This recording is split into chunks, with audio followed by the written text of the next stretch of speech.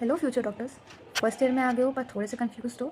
Let me help you bye my experience. Hello everyone, my name is Aditi Jain. I'm a BDS third year student and let me guide you with 3 pro tips which will help you and save your first year.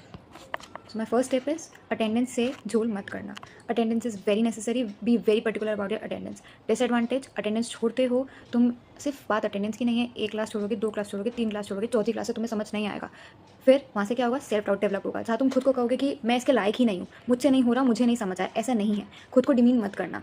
तुम attendance लो, classes attend करो, और इसके साथ एक और फ़ायदा क्या होगा, फैकल्टी तुम्हें पहचानेगी. उन्हें पता रहेगा कि ठीक है, नहीं हो पा रहा है, थोड़ा बहुत रेगुलर बच्चा है, मैं इसकी हेल्प करता हूँ. कोर्स डिफिकल्ट है, एकदम समझ नहीं आएगा, सब हेल्प करने के लिए बैठे हैं, बस तुम्हें अपनी रेगुलरिटी दिखानी है. तो हेयर कम है सेकंड टिप.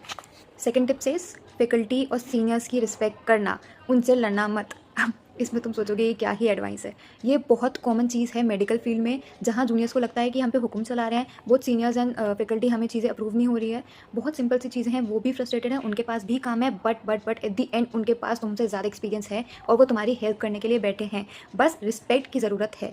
अब तुम्हारे पास ऑनेस्टली फर्स्ट ईयर में आए हो, घर वालों से दूर हो, जो भी हॉस्टलर्स हैं, तुम्हारे पास 100 चीज़ें रहेंगी जो तुम अकेले डील कर रहे होगे. वहाँ तुम्हें ही करना पड़ेगा. No one will come to help you. कुछ चीज़ें ऐसी होंगी जहाँ तुम्हें सीनियर्स और फैकल्टी हेल्प कर सकती है, तो उसके लिए ही सही, अपने मतलब के लिए सही, सीनियर्स की रिस्पेक्ट करना. And now my third and most important tip, कि तुम पूरे साल परेशान होंगे सिर्फ एक सब्जेक्ट से, जो कि है अनाटमी, जनरल अनाटमी. अब इसको थोड़ा इजी कैसे बना सकते हैं, डायग्राम से फोकस करके. तुम डायग्राम्स देखो, उन्हें समझो, तुम्हें समझाया भी वही जाएगा, और तुम डायग्राम की प्रैक्टिस करो. तुम्हें ज़्यादा याद करने की जरूरत नहीं पड़ेगी, तुम्हें रट्टू तोता नहीं बनना पड़ेगा.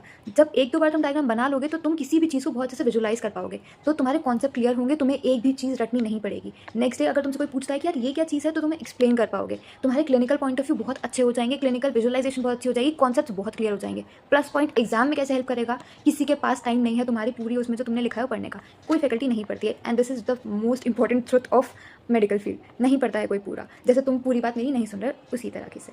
अब इसमें फ़ायदा कैसे होगा, जब तुम एक बहुत नीट एंड क्लीन डायग्राम बना के आते हो और बहुत अच्छी लेबलिंग करते हो, टीचर को पता चलता है कि इस बच्चे के कॉन्सेप्ट क्लियर हैं, भले तुमने फिर रट के किया है, बट एट दी एंड तुम्हारे उससे कॉन्सेप्ट क्लियर होंगे ही, तुम्हें वो लाइफ टाइम याद आएगा. तो फैकल्टी को समझ आता है कि तुम्हारे कॉन्सेप्ट क्लियर है, तुम्हें मार्क्स मिलते हैं. And this is the most important point जहाँ तुम्हें मैक्सिमम मार्क्स स्कोर कर सकते हो. सो यार, अगर वीडियो पसंद आई हो तो लाइक करो, फॉलो करो, and stay tuned for more tips like this.